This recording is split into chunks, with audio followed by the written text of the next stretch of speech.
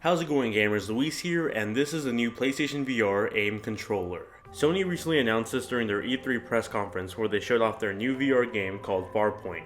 Farpoint is a new Sony first-party game being developed by Impulse Gear, an independent studio that Sony hired to work on first-party VR games for the PlayStation VR. The PSVR aim controller is designed to work with most of the upcoming first-person shooters coming to the PSVR. The new controller combines the two types of PlayStation Move controllers into a single gun form factor. The technology inside the controller allows the game to have one-to-one control with the new controller, meaning that wherever you're pointing the gun in real life is where it is in the game, so one-to-one interaction. For example, if you're holding the gun low towards your waist, you may not even see the gun in your point of view. Impulse Gear has also added a pretty smart feature for when you decide to spin your weapon around in a sense where the character's virtual hands would have to clip through each other in order to mimic the motion. The game in this instance will then put the hands away from the point of view so you don't interrupt the reality experience that you're playing. On the grip of the controller you'll find a joystick and a D-pad.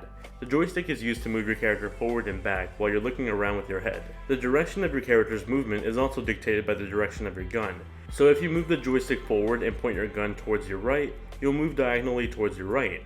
It sounds somewhat confusing in explanation, but it works pretty well in trial. As far as Farpoint goes, I started my demo on this foreign alien planet that puts me against these spider-like aliens. I quickly lifted the controller to my point of view and looked into the holographic scope to fire down these aliens. Right away I noticed some things. When you pull up the gun to aim down the scope, if you don't hold the gun up correctly, you won't see the reticle on the scope. Additionally, when you're holding a weapon like this that requires two hands on the grip, it feels weird when you're aiming down the sight and you don't have anything on your shoulder like a gun stock. It just feels unnatural. There also isn't any feedback on this controller, like at all. I would have at least appreciated some built-in rumble support when I fired my weapon. Anyway, later on in the demo, I was put into a small cave where I found a shotgun. In order to pick up or switch a weapon, I had to point the gun upward and then back, almost like I was throwing the weapon over my shoulder to switch weapons. As expected, once I had the shotgun, I was put into some close combat scenarios with some aliens. Pushing the front trigger on the controller, I was also able to launch a few explosives from my weapon. Once I cleared out the aliens, I continued on until I was met with some more spider-like creatures trying to jump at my face. As I took them out one by one, I saw a giant alien coming out of the cave towards me. I felt the adrenaline rush kick in, and as it got closer, the demo ended, ultimately just having a giant monster as a big tease.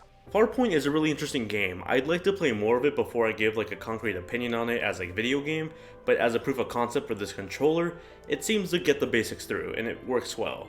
The controller on the other hand, the basic model of it works well, but I feel there could be some few aesthetic changes to it to make it an overall better experience. Like the ones I listed, being feedback on the controller when you fire something, and some sort of thing to put on your shoulder, especially when you're just aiming down a sight, because it just feels more natural when you do so. And that's what I thought about Farpoint and the new PlayStation VR aim controller. If you have any questions, feel free to ask me in the comment section below. I'll do my best to answer the ones I can. If you enjoyed the video, smack a like on it, it really does help me out, and I greatly appreciate it. As always, thank you all very much for watching, and I'll catch you all in the next one.